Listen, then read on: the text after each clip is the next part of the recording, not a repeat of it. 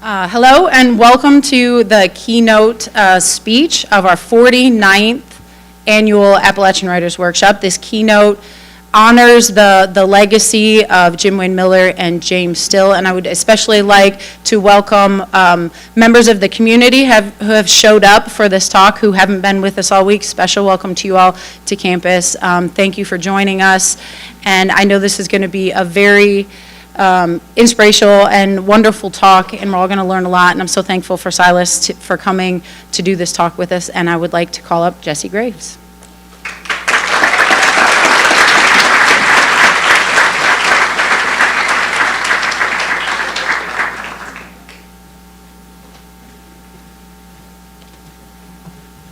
Well, good evening, everybody. I'm so happy to see you all here tonight. It is truly a real honor to be able to introduce Silas House this year as the James Still, Jim Wayne Miller Keynote Lecturer, though I truly doubt that anybody in this room really needs much of an introduction to Silas House. To me, Silas is the embodiment of what Heinemann means and how it feels to be here, like you were among family and old friends from the moment you arrive, whether you've been here a dozen times or are here for the first time. Silas is a big part of why we have what we have here. Next year is the 50th anniversary of the Appalachian Writers Workshop, and in 50 years from tonight, when the Appalachian writers of, 2076, when those folks are gathered here in this room or in the big palace that we have at that time to have our events, and are looking ahead to the 100th anniversary of the Appalachian Writers Workshop, the name Silas House will mean to them what the names James Still and Jim Wayne Miller mean to us today. They are our forebears and the ones who cleared the path for our work, who brought respect and recognition to writers from our region, writers who have so often been overlooked and ignored outside our region. But when a literary talent as undeniable as James Still or Jim Wayne Miller or Silas House appears, and especially when that writer is a tireless advocate for other writers and other artists, as those three all were and have been, we are all lifted up by their presence. They are the high tide that floats all boats. Silas is not just a champion of young writers, though he has done that for years and years here.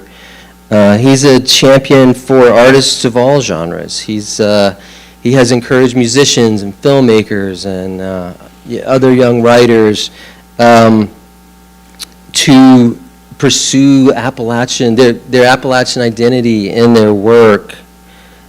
But he's also a champion for our literary history. When James Still's manuscript for the novel Chinaberry was discovered, it was Silas who completed the work on that manuscript. And that gives us an important part of our Appalachian literary legacy that no one else really could have done in the way that Silas did. So not only does he champion tomorrow's writers, he champions the writers of our past as well.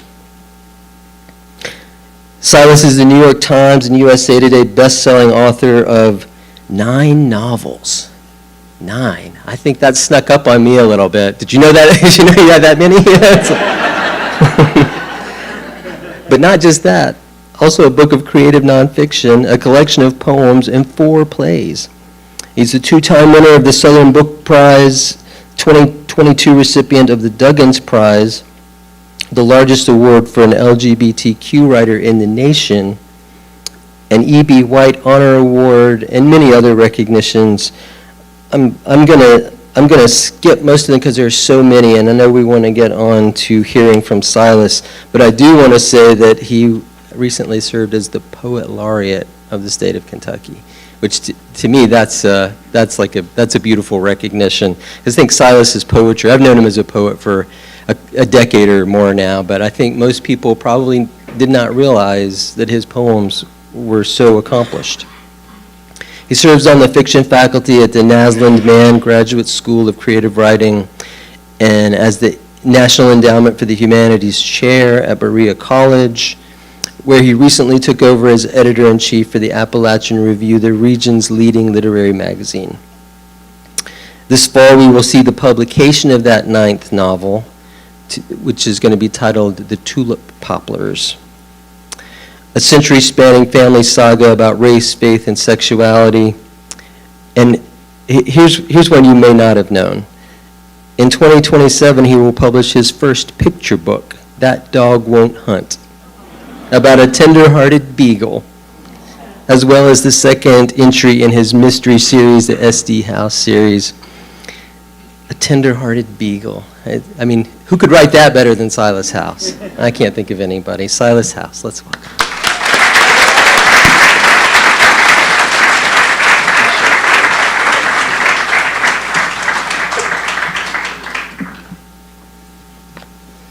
Sorry, I have a little technology to fix.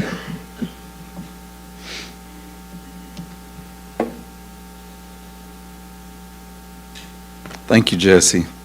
I appreciate you. Thank you, Kristen. I love you. I don't know how to do that. Somebody else might can.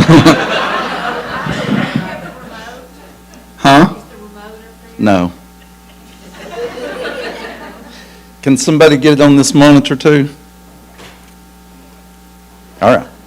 I'm going to start. Can you hear me okay? Yes. This is my heart for you. 1, first, rain on the mountain, marching over the mountain like straight down ghost made real once they pinpricked the surface of the water. A distant thunder that could be mistaken for the blasting they're doing over yonder, where another mountain is being hauled out one piece at a time.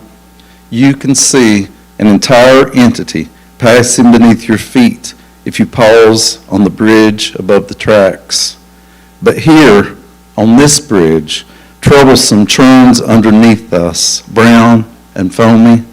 All the other little creeks have gained up and poured off the cliffs and hillsides to their great way out. Good old troublesome, oh troublesome, oh troublesome, oh good old creek. 2. Turn on the faucet next morning and out comes the water, orange, the color of earth that gets trapped way, way down in the metallic rocky canals that hide within the clefts of mountains. Oh, secret, secret, oh, holy, holy these places are, little hidden spaces only known by God. We are a people used to our water being tainted, for don't we live in just such a world every determined day of our lives when our mothers are telling us we are not like them, and our fathers are yelling and waving pistols, and all the world says, no, you are wrong, wrong, wrong, very wrong. But here, on Troublesome, we are of one mind, of one family, and perhaps the creek is our mother. Maybe the mountain is our mother. The black gum and sycamores, they comfort us. The red fox who comes out during the sermon is our kin. Lord, Lord, Lord, what lurks among the gloaming cedars watching us as we go about our busyness. The wise old woodlanders sit back and they are pleased, amused by our honesty that knows no bounds here, yet is tucked away in the little box made of leaves when we are in the places we call our homes, but are not really. Otherwise, we would not love this haunted place so much. 3. Do Lord, oh do remember me. The woman sings, and we do remember. We remember, remember, remember. We are all memory and remembering. This is my heart for you. We are holding on with white knuckles, and we mourn for what we have not been able to clutch. We mourn and preserve it and make it into poems and songs and books and jars of pickled corn We can sit on the windowsill to catch the light. You cannot put back a mountain, but you can carry its stories strapped to your back like medicine bundles. You can make a tattoo of them on the underside of your arm. You can sew them onto the unseen parts of your mouth. This is my hand for you, outstretched, unfolded, unclenched, everything but uncertain. Read them the way the old-timers read the leaves and the skies and woolly worms. Read them and tell me what you see in our past, in our creek, on our side of the mountain. There is language in the kudzu, and it is all ours and belongs to no one else. This is my tongue for you, whispering our history. Words, words, words. 4. All week long the rain came and went, as did the stories. Sometimes all would be as still as the voices of sleeping birds, the leaves breathing against the wooden shingles of the chapel, the graves wet and mossy. Not many mornings were the spiders able to build their webs in the corners of the bridge, for the rains washed them away. But always there were the words and the songs and 1,000 different kinds of joys and griefs. All the while the people were singing and the creek was running and the mountains were breathing their last breaths and the kudzu was growing, just waiting for the moment when it would overtake every little bit of it. But the people there cherished it anyway, for it was their symbol, the kudzu.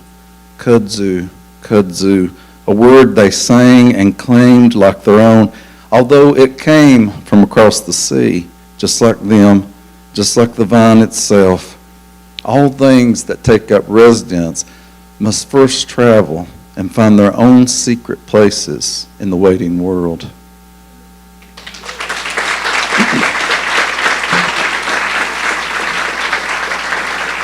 Thank you. I wrote that poem about the Appalachian Writers Workshop many years ago. 29 years ago, in 1997, I arrived here for the first time. So I need to back up to tell you how I got here. I was 26 years old. I was in the midst of writing my first novel, which I thought was finished and which would become Clay's Quilt. And I was getting more serious about learning how to improve the book and how to get it published. I had never had a real writing class, but I did subscribe to Poets and Writers magazine, and I was following the advice of things I had read in there. One was to submit your work. So I had started to do that, and I had recently had my first short story accepted in what was then called Appalachian Heritage, the premier creative writing journal of the region, edited by the wonderful Sidney Saylor Farr. Another thing that had been suggested in one of the articles was to attend authors' events. I saw in the newspaper that my favorite writer, Lee Smith, was going to be at a library in Hazard, not far from where I lived. To beat it all, she was going to be in conversation with James Steele, who was about to turn 90 years old. So I drove over there, and I enjoyed the readings, then stood in line to have both of them sign my books. I waited at the end of Lee Smith's line, like you do when you have something you really want to say to a writer.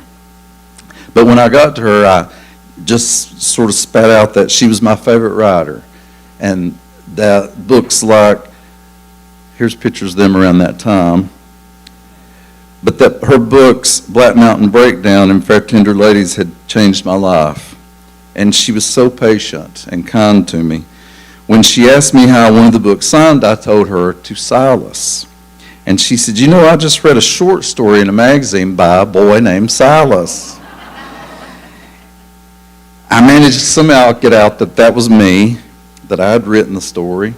And she said, well, you are a real good writer, and you need to come to this workshop that I teach at sometimes. It's over in Hyman, and you'd fit right in. I was poor. I was a young father working part-time job at the post office. Because you had to work there about 7 years as a part-time employee before they'd put you on as full-time. We got by on my meager pay and assistance from the government called WIC. These little vouchers you got every month for essentials that infants needed, like milk and cheese. Many times standing in line, the cashier would be rude and dismissive to me because I was using WIC. We had to scrape and save every dime we got, and so I knew it would be nearly impossible for me to go to this writer's workshop. I believe it cost $400 at that time, including room and board. So I spent the next year saving, and but I eventually only came out with enough to cover tuition. So I called the office, and the director at the time, Mike Mullins, talked to me. He could hear how badly I wanted to be here and how hard it was for me to make it happen. And so when I asked if I could possibly put a tent up and camp instead of paying room and board, he allowed it.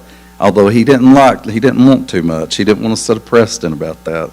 But I would do anything to work with Lee Smith and to meet fellow writers, so I did it. At the time, I felt very alone in the world. Nobody else close to me loved to read. In this picture, I'm reading Beloved by Toni Morrison in a motel room in Gatlinburg while my cousins party around me. They took this picture to make fun of me. It's true. Nobody I knew even really understood my deep love for reading and my desire to be a writer. I had a couple friends in college who read and who encouraged me to write, but now I was working at the post office. I was immersed in the world of my strict evangelical family, and I had been quietly working on a novel for 4 or 5 years. In my mind, all writers were hoity-toity. They were snobby and high class. They all knew all the proper cutlery to use at a dinner party. I still don't. They all talked like news anchors. They all came from moneyed families. They all lived in New York City. That's what I thought. I didn't think there were any writers like me. I was a country boy who just happened to also love Thomas Hardy and Toni Morrison. I spent most of my time out in the hills. My favorite thing to do besides reading was camping. I spent free time working on stories or riding four-wheelers through mud holes like everyone I knew did. On the weekends, I went out dancing at rough old honky-tonks with my cousins or to Gatlinburg or wherever. We were wild. I was wild and blue, a person caught between two worlds, the culture where I appeared to fit in so well but secretly longed for something more. I didn't want to abandon the way of life I had, but I wanted to explore other options. I had read Jim Wayne Miller's great masterpiece, The Briar Sermon, in which he wrote one of my favorite passages. You don't have to think ridge to ridge the way they did. You can think ocean to ocean. That broke my mind open, and it made me realize I didn't have to choose one or the other. I could be both local and global. I could expand my horizons without betraying who and where I was from. But when the day came to finally go to the writer's workshop at Heinemann, I was fear-stricken. I thought I would stick out like a sore thumb. I felt like an imposter. So I drove on far past Heinemann, and I sat in my truck for at least half an hour trying to work up the courage to come back, and finally I did. Back then, there was only one small, one-lane bridge leading to the settlement school, and it sort of just went straight down off of this, where you can see this. You felt like you were driving off the edge of the world. That old bridge has been replaced by the big bridge for a long time now, but it felt also like you were dropping into a sort of brigadoon, a place that existed when the writer's workshop was going on. Before the big new bridge, the settlement school felt much more cut off from the rest of the town, with a lot more trees and obstacles between us and the... Who can remember the old bridge? Only a few of you. Yeah. I couldn't find a picture of it anywhere. I guess we thought, why would we take a picture of the bridge, you know? But now, in retrospect, it's really important to us. It was a portal, I felt like, and the portal feels much wider now with the new bridge. But here in 1997, I still call it the new bridge. It's been there 20 years, I guess. I found the community I had so badly needed. The vast majority of the people here struck the same balance as me. They were country folk who were also literary. They loved mountain music and classical music. They read The Dollmaker and The House of the Spirits. They traveled the world but chose to live in Appalachia. They were eclectic, complex, and unapologetic about who they were. They helped me to be more myself than I had ever been before. I found my people, and they helped me find myself. Once we were here for a week together, many of us were bonded for life. I'm sure lots of you understand that. I got to work with my literary idols. Here I am with Lee Smith, James Steele, and Sidney Saylor Farr, the first person to publish me. Some of my strongest friendships were forged here. Some of my closest friends to this day are the people I met at the Appalachian Writers Workshop almost 30 years ago. I talk to some of them every day. Some of them I talk to maybe once a year. But they're the kinds of friendships that pick right back up where they left off. And those are the best kinds of friendships. I found people who encouraged me, but also told me the truth about my writing when it needed improvement. Here you can see us age. See that? I think we look better older than we did young. That's Alice Hale Adams and Jane Hicks, whom some of you know. I found mentors who helped me to not only become a better writer, but also helped me to navigate the strange, frustrating world of publishing. I found people who helped me through the hardest struggle of my life, including a volatile and public divorce and coming out in my 30s. The vast majority of them stuck by me through thick and thin. Most of them held my hand through it all and offered themselves up as my chosen family, who also chose me, even when some of my blood turned me away. There's nothing better than that. And many of them are here tonight, and you know who you are, and I love you. And I'll always love you. There is the age-old stereotype that writing is a solitary thing, that we must be alone to write. And on some levels, that's true. But it is also true that we need to be a community to be writers. We need others to encourage us, to lift us up, to cheer us on, but also to trade information, to cheer for our successes and comfort us when things don't go as we hoped, to tell us the truth when the work is just not good enough. A true writing community does not just pet each other. A true writing community holds each other up while also making each other better, encouraging us to be more rigorous. A true writing community is always pushing against the status quo instead of getting in line with it. We are there for each other through it all, the successes and the setbacks. We gain those kinds of connections and communities from gatherings like these, but I think for most of the Appalachian writing community, it has been this place at the Forks of Troublesome that has defined that for us. Heinemann has historically been different because it has been an unpretentious writer's workshop. Many gatherings like this are not. I have attended them, and many of them are cutthroat. But at Heinemann, the general rule has been to know that we are here for each other, not as competition, but as community. I learned so many lessons here, and not only in the classroom. I went for a walk with Lee Smith and her dog one evening, not long before I was to go on my first book tour. This would have been about the year 2000, I guess, summer of 2000. I was nervous because I knew that as soon as some people heard me talk, my IQ points would drop significantly because of my accent. Like many writers who were raised lower working class, I've always struggled with imposter syndrome.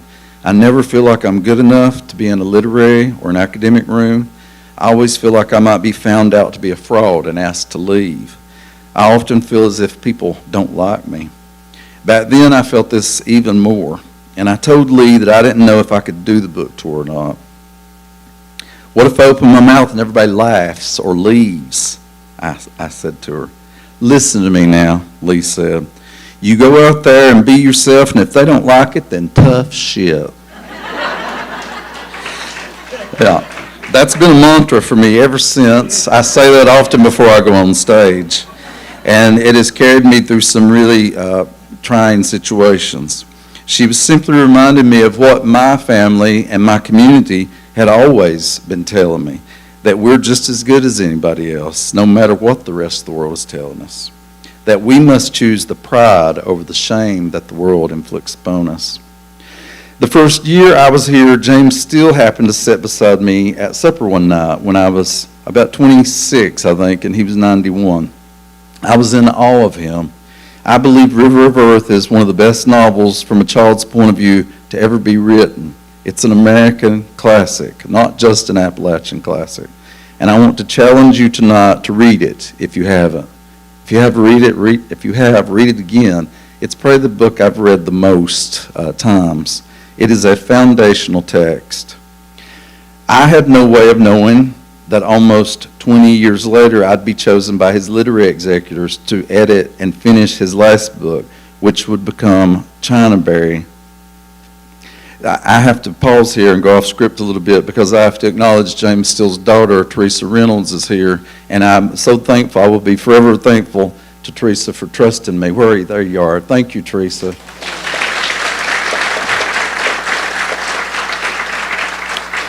Teresa has beautifully carried forth Mr. Steele's legacy, and I know he's so proud of you and loved you so much. In that moment, when I was eating with him, I was so nervous that I only managed to spit out one measly question. I asked him, many of you have heard me tell this, I asked him what was the best writing advice he could give me. He stirred his pinto beans, took a bite of cornbread. He studied for a long time, and I thought he wasn't going to answer me, but finally he said, discover something new every day. And that is writing advice that I took to heart, and it made me a better observer. And if there's one thing that I know about writing, it's that the better observer you are, the better writer you are. Mike Mullins, who was the director of Hyman, it's hard for me to talk about Mike, especially here. He was the director at Hyman from 1977 until his death in 2012. And he became a surrogate father for me in years when I really needed that. So Hyman is a place of profound grief for me. It has not been the same for me since Mike died. And as much as Hyman is a place of belonging, it is also a place of missing all those who have left. Mike Mullins, Ron Houchin, Betty Smith, many of the participants who were the lifeblood of this place have passed on or are no longer able to be here. Gurney Norman, so many others, and I can't talk about them at length. Lee Smith is no longer able to be at Hyman. I'm no longer able to be here for an entire week, even though it was once my favorite week of the year. I tell you this because I want you to know that to fully get the most out of Hyman, you must know its history. You must know its traditions. And I'm so happy to see that those major traditions are carrying on today. And I'm thankful to those who've made sure that that happens. When I say that, I'm thinking especially of things like washing dishes together. This isn't just about helping the staff, although we're always glad to do that. Washing dishes is about knocking down the walls that separate us. It's about building relationships. It's about caring about this place spiritually and physically. It's about taking care of the place that we love. And I'll tell you, there are plenty of really pretentious workshops where they're never going to ask you to wash dishes, and they're missing something because of that. I'm thinking of the tradition of reading the Briar Sermon. I was there the first night that happened, organically, in the middle of the night, when these two boys, Nick Smith and Eric Tuttle, started it. Nick Smith is down here.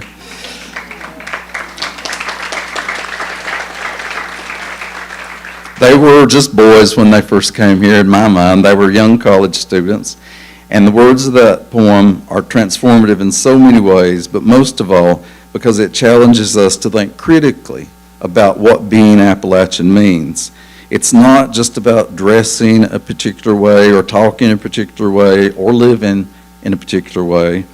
It's about identifying beyond the identity. It's about remembering but also going forward. I'm thinking about the tradition of some of us sitting up late into the night, singing and jawing We used to call it swarping. I don't know if y'all still use that verb or not.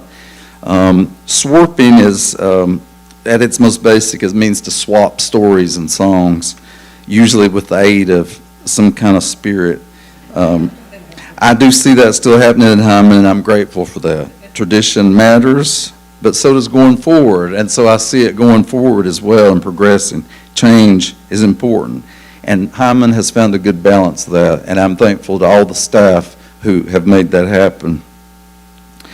But again, I want to make a case for remembering, for knowing your history, for paying homage to the ones who have carried this workshop here. Community is more important than ever. Social media has made us less social.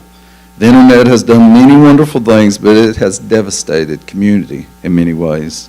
Too few of us swarp together these days and instead communicate via screens. I remember the first time I came here, I left and I realized that for an entire week, all I had heard were other human voices. No radios, no television, certainly nothing on the internet. It had simply been a week of talking and singing and laughing, sometimes crying, human voices. Many of you have probably experienced that this week, really hearing the human voice in a way you never have before. I want to encourage you to take this week home with you in every way you can. When you return to the real world, keep swarping. Keep on seeking out human voices instead of screens. Keep thinking as intensely as you have this week. Keep observing. See the world around you and keep writing about it. Stay in touch with the friends you've made here, but bring this experience to other friends who are ready to receive it. You can take Hyman home with you, and it will be here when you return. I would not have ever published if it hadn't been for the Appalachian Writers Workshop at Hyman. I'm sure of that. I found what I needed. But here's something important that I must tell you. I also did the work, and you must do it.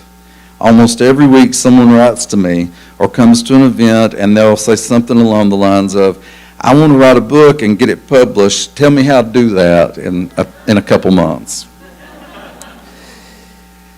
So the first thing I ask them is if they have put in the 10,000 hours, because writing requires at least the 10,000 hours of observing and then the 10 hours of thinking. 10,000 hours, you need at least 30,000 hours really. You're here, so that means you're already putting in those hours, but it can't stop here. You have to keep working. And I believe that to truly become a writer means that it becomes your identity. You must go home and do the work. You must take it seriously. Never think of it as a hobby. It is making art, and I believe that art is serious business. Now I'm going to switch gears here just a little bit by talking about and reading from my new book. But I'm doing that not only to promote the book, which comes out October 13th, pre-order it. Pre-order it from an independent bookseller. Do not fund Jeff Bezos, please. But also, because I want to tell you this book in particular certainly wouldn't exist without the Writers' Workshop. Because this workshop not only allowed me to become the writer I always wanted to be, but it also was absolutely instrumental in me becoming the person I always needed to be. This workshop helped me to come out. That is one reason that I want to make a loving and good-hearted appeal to the EC of Hyman Settlement School to start acknowledging Pride Month as an organization. This has been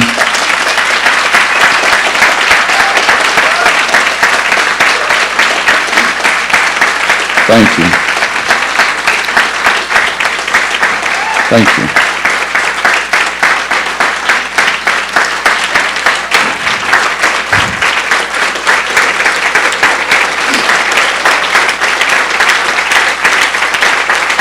Thank you. This has been a place that has benefited enormously from queer people, both as donors and artists. Intellectuals and queer people, especially trans people, are being negated, dehumanized, and belittled even more than they were just a decade ago or even 5 years ago. Intellectual and artistic organizations must stand against this behavior. And one little way they can do that is to acknowledge Pride Month. It's important. So I'm going to do my part in striking a balance by reading a scene to you from my very queer novel, The Tulip Poplars. I've always wanted to write an epic story, and every epic needs a love story. And we need more love stories in our lives today. We need more love. So that's what I decided to write about. The book was first inspired by this painting by Jeff Chapman Crane, who lives not too far from here. I'm not sure who these two men are to Jeff Chapman Crane, but to me, I immediately saw them as a couple living in rural Appalachia over the course of the 20th century, loving a place that did not love them as much as they loved it. I wanted to follow them from the time they were teenagers until they were old men. I wanted to focus on all those who have lived quietly, out of the spotlight, up in hollers and on small farms. I wanted to tell the stories of those who are so often erased. Rural people are almost always negated in our country. And rural people, and rural queer people, and people of color certainly are. Popular thought is that we have all left. We've all escaped, and none of us want to be here. So I wanted to write a book about a gay couple and an interracial couple who want desperately to stay in the place they love. I've also always wanted to write about my hometown, Corbin, Kentucky, which had one of the most notorious white riots of the 20th century.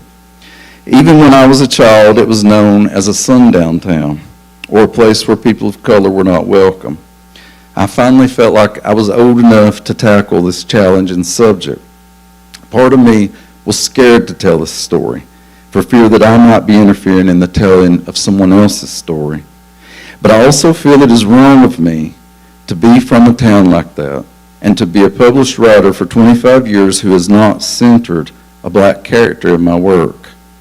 I want to tackle bigotry, full stop.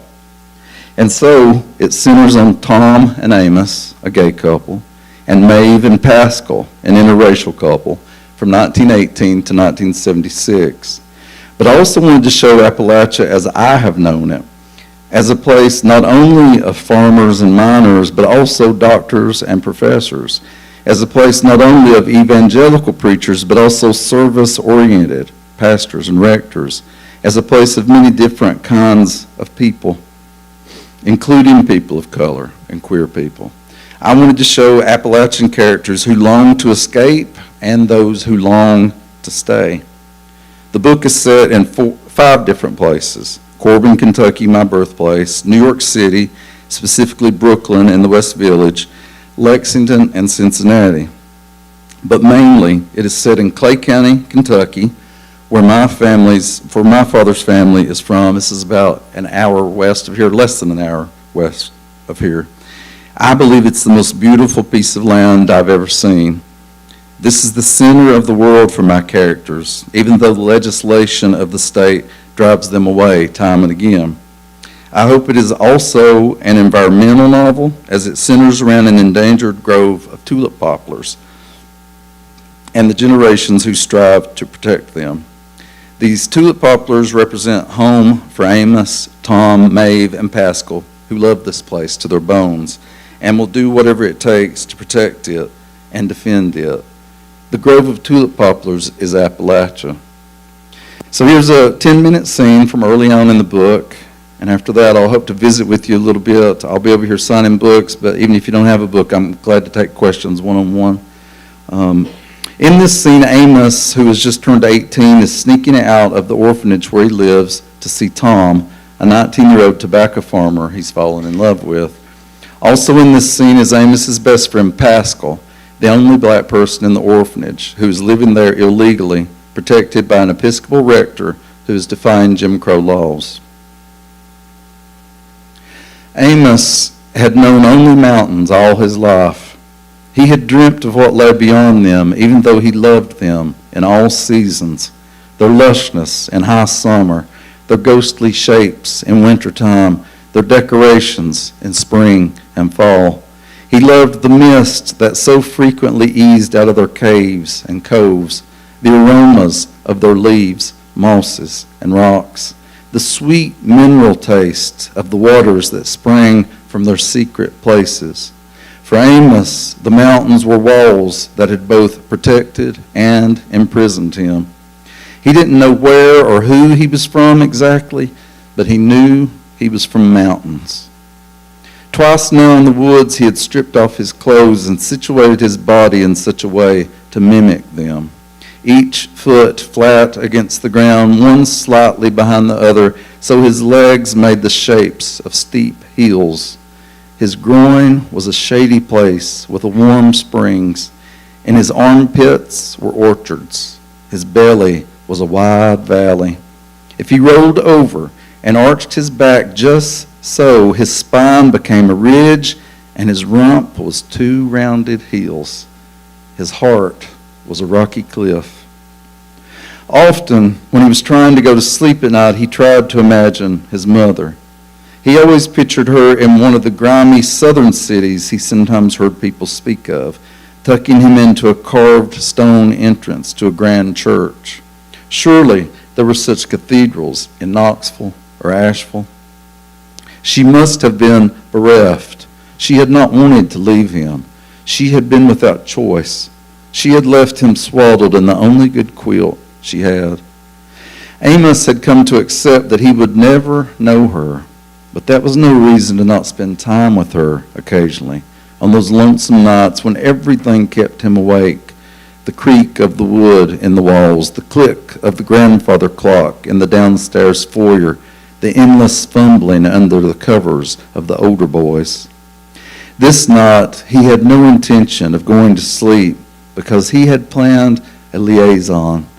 He liked that word and now whispered it aloud. Liaison. He lay there until he heard the elderly clock, as slender and solemn as an old man in its place downstairs, striking midnight. He felt the hum of each hour as it chimed in this quiet house. He sat up in bed and saw a rectangle of moonlight across Pascal's open eyes. Pascal slept between him and the wall because none of the other boys wanted their beds beside his. Amos and Pascal had been together most of their lives, and even though he was always conscious of the difference in their skin, he thought of him as his only brother in the world. He didn't know how anyone could survive the horrors they had seen together and not become a kind of kin. "Why are you still up?" Amos said as he eased on his trousers. "Just can't go to sleep," Pascal said, as Amos fastened his suspenders. "Where you going?" "Out a roaming," Amos said. He could not even tell Pascal the truth about himself. Pascal put his hand out as if Amos might shake it. "Be careful, Amos. Don't be foolish." Amos slapped Pascal's hand. "All will be well, Granny," he said. He lifted his coat from the peg and eased through the room. He stepped lightly in his sock feet, carrying his shoes by the hooks of 2 fingers. He had to move with great trepidation on the stairs, where each wooden step cried out beneath his weight. Outside, the wide yard was bathed in silver from a full moon, so bright Amos could see his own shadow, and beyond the yard each black tree limb was christened by frost. The world was a bell waiting to be struck. He could hear only the distant murmur of the creek. He appreciated the beauty of the night, but Amos did not cherish solitude. He knew that outside of Pascal and Tom, he was alone in this world. He did not have one single person to call his blood, and he did not like to be reminded of that. Since that first kiss half a year ago, Amos sometimes daydreamed about them running a little farm together. Daisy urging forth a plow directed by Tom's rough hands, the tightening of muscles in the mule's haunches, in Tom's arms. He fancied Maeve might love them no matter what and visit, bring whatever beau she ended up with if she ever got over Pascal. They'd cook together. Pascal would come see them too. They would pass the food and say the blessing. They'd all eat and laugh and talk. They'd go over to the porch to watch night ease over the valley. They'd lie on the grass and look at the Milky Way in the bluest part of the night. In summer, the yard would be lit by lightning bugs. In autumn, they'd build a little fire out back and sit near. They'd lie down together at night, tired from work, skin against skin, his arm slanting across Tom's waist as sleep found them. On the coldest winter nights, the insides of the windows might frost over, but they would be warm as they slept entangled. Up ahead stood the gray barn where they would meet. All was stillness. He eased open the big door, which answered with a sharp creak. He expected Tom to step out of the shadows, but there was only the narrow space where the wagon stood. He heard a soft sound he could not place, perhaps the barely perceptible wash of an owl's wide wings swooping overhead, or bats flapping up into the rafters. He heard it again and realized this was Daisy's tail shifting back and forth, then a snort as her gentle greeting. He moved past the wagon and down to her stall. Daisy nodded, exhaled heavily into her mouth again in her way of saying hello. She was used to these trysts by now, and she liked Amos because she knew that Tom loved him. Amos lay his palm flat against her forehead and drew in her rich scent. "Hello, young lady," he said. There was the cry of the barn door hinge, and he could see Tom moving toward them. Amos loved watching Tom without him knowing he was being watched. He liked the way Tom walked, a kind of rolling forth of his shoulders, his legs set far apart with a natural strut that he didn't intend, but that gave him the air of confidence. He was not an overly confident person, which somehow made this language of his body even more desirable, as if Amos was witnessing the real Tom. "It's you," Tom said. And then Amos pulled him close and drew in the scent of his neck. He smelled like mountains, like rocks and earth. Amos kissed him on the jaw tenderly, but Tom stepped back. "How can we do this and live in this world?" Tom said. "It's impossible." "Nobody has to know," Amos said. He put his hands on either side of Tom's face, his fingers spread along Tom's jaw. "We can leave this place. We can go where nobody knows us." "We'd be all alone in the world," Tom said. "We already are. We can go anywhere we want to, places where we can just live without people watching us. We'll work and make our own way. We can do whatever we want to." Amos heard himself pleading, and he was momentarily disgusted with himself. He had never begged for anything in his life. Tom turned to dress Daisy. "Let's go for a ride," he said. "I want to show you something." He attached the harness tenderly to the mule. He buckled all the stays and knotted the leather lines, pausing to run his hand down her mane. All animals ought to be treated with such love, Amos thought. Once outside, Tom swung himself onto the mule's back. Then Amos pulled himself up behind him and wrapped his arms around Tom's waist. With the darkness, they could be as other couples were in the world. Daisy carried them across the silvered pastures, on the path through the woods, up to the main road. Amos loved this feeling of having Tom control their destination. "When I'm with you, everything feels just right," Tom said. "But when I'm alone, I keep thinking of hellfire and damnation." It's all nonsense," Amos said. "I want to be good, Amos." "Why is being who we are not good?" "Because the Bible speaks against it," Tom said. "Because the whole world hates people like us. What if they're right and we're wrong?" Amos didn't know how to argue with these notions. He envied Tom his belief even while he rejected it for himself. "You can't let what happened to you can't let them take God from you," Tom said, as if he had read Amos's mind. He laid his fingers atop Amos's right hand. "Not all men of God are that way, Amos. Think of Rector Day. Think of my father." Tom's father had hired Amos to work on their farm once he turned 15, and the boys had spent the last 2 summers working tobacco together. One of those hot days, so hot that the tobacco plants wilted before their eyes, had been the first time. Around noontime, Caleb told the boys they had suckered enough of the plants and to go cool off. They had run through the field like children, aiming for Turtle Rock, the jumping place into the river. Maybe Amos had first loved Tom that day because of the way Tom was running, full of joy, in front of him. And then his skin when he shed his clothes, the shape of him as he jumped off the cliff, the way his face shone when he broke the surface of the water. Only now did he see that Tom had steered Daisy up the highest ridge on the Foster farm, which sprawled out across more than 200 acres. The night was so light with the full moon that he could see a dense grove of identical trees. What is this place? He thought he had been over every inch of the Foster farm, but this grove was new to him. My favorite place, Tom said, and I want to show it to you. Thank you.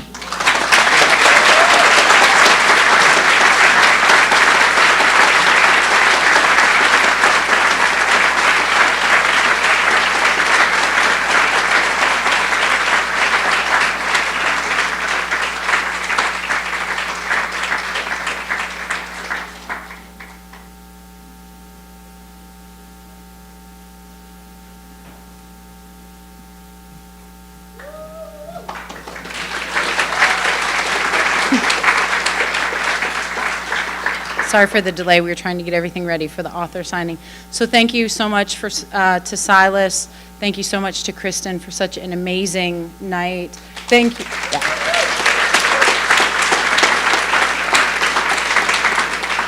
And to echo the things that Silas said, this place is its history, and you are now part of that living history. So thank you to you all for helping make this a great week for all of the other folks here. So thank to you.